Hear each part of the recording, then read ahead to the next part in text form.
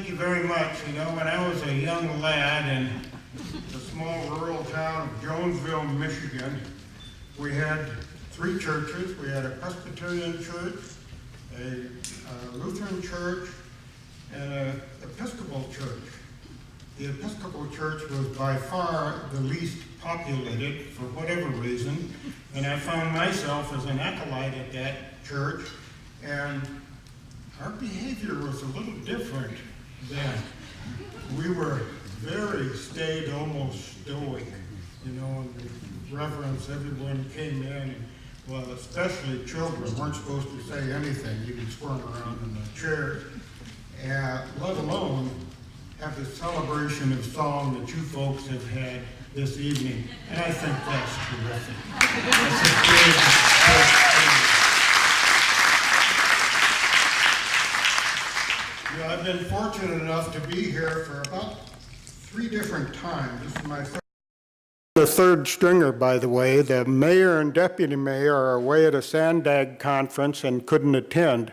The others were busy, so you've got the last choice on the council right here.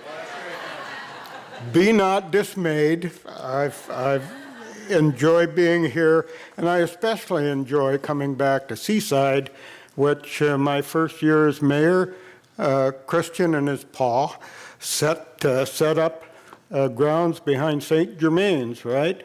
A little office space there, and we had a ribbon cutting. And I thought, where in the world is this church going to go? You know, a little place in the back of a rented area. Well, you've come a long way, baby, and it's been beautiful.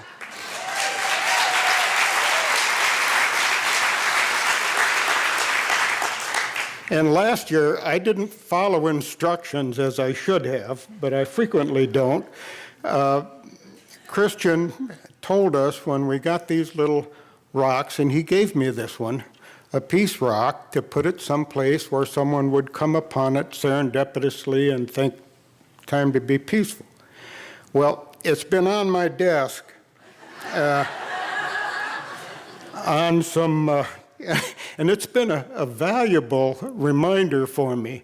It's been on my desk as a paperweight for one of the various stacks of papers I have on my desk, and it taught me a whole lot of discipline, because there are times when I feel like chucking this rock at somebody, and the word peace on there stops me.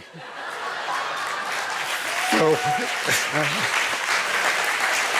because not everybody that comes to see us wants to tell us what a great job we've been doing and how wonderful things are, and to thank us for everything that's happening in their community.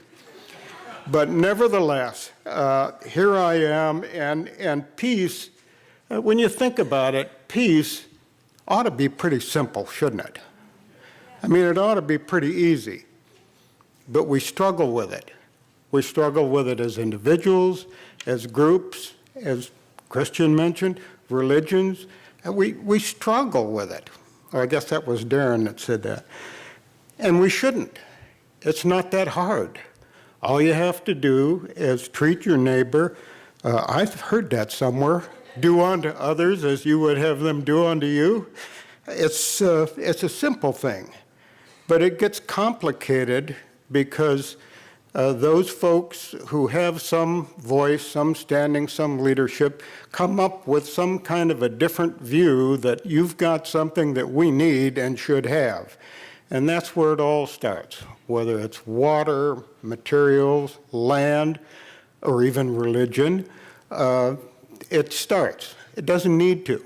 And I'm just thrilled that folks right here are committed to moving forward in a peaceful way. And with that, I'll read this very wordy proclamation, but it's a good one.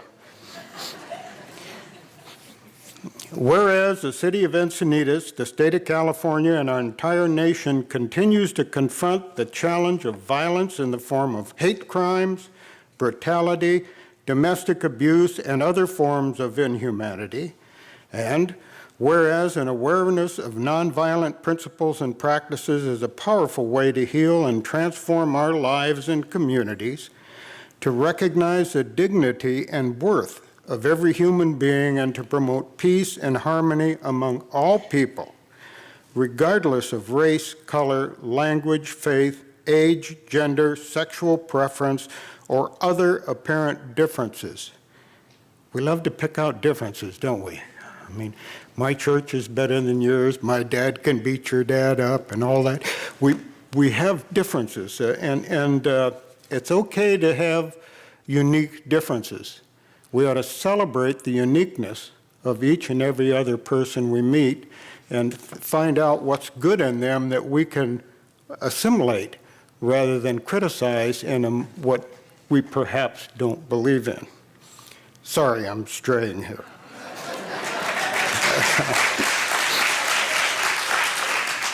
Whereas the principles and practices of nonviolence were epitomized in the lives of two international leaders, Mohandas K. Gandhi, Mahatma Gandhi, and the Reverend Dr. Martin Luther King.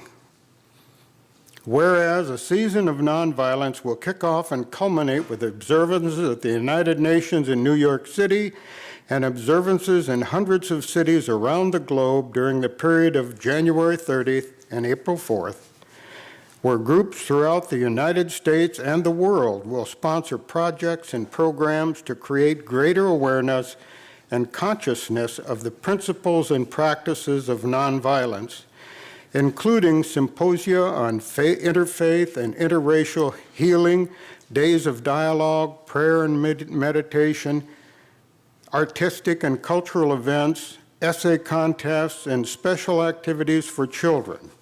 And whereas these events give us all a great opportunity to focus the hearts and minds of our citizens on nonviolence in recognition of a celebration of a season of nonviolence. Now there, I, Jerome Stocks, Mayor of the City of Encinitas, along with all City Council members, do hereby declare the period from January 30th through April 4th a season of nonviolence for the city in the City of Encinitas, and urge our citizens to support the programs and projects conducted in the spirit of nonviolence during this season, and honors the organizations of these activities on their commitment to world peace and global harmony. An absolute must, and I thank you all for doing just that.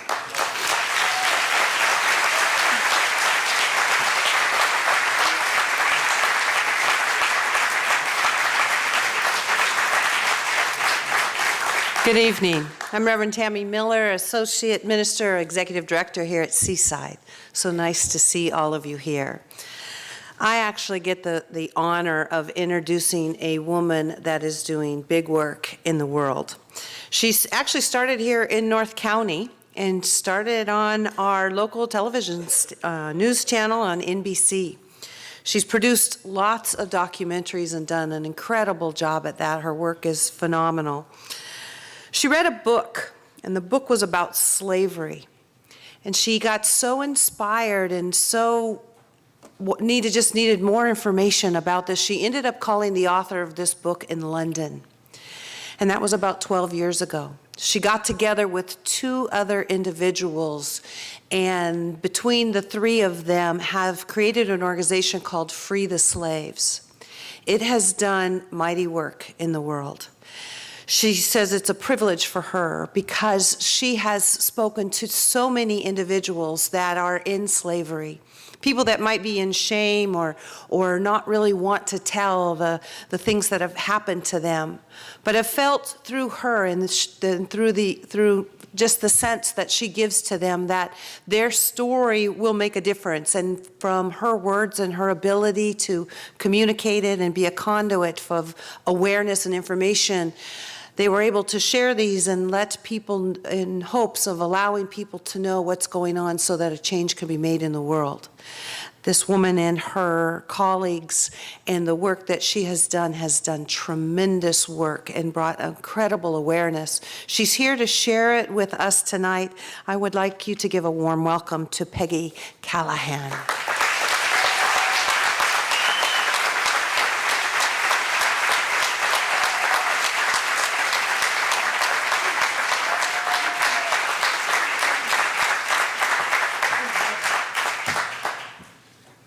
Okay, so I'm pretty sure the UN people aren't going to have nearly as much fun as we are here tonight.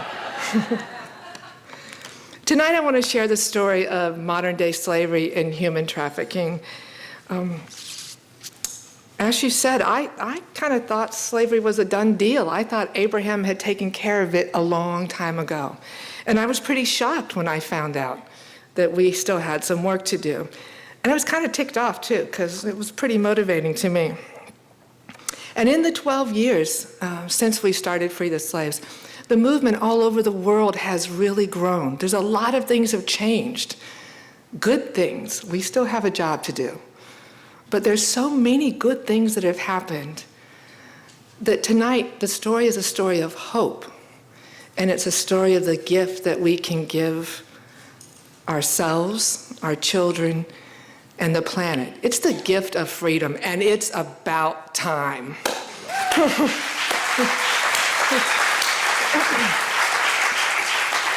It turns out I do a lot better producing pieces for other people to see it for themselves than I do actually talking about it. So we're going to watch a piece of tape so that you can see the problem, you can see the solution, and I'm really only sorry that I didn't bring you popcorn.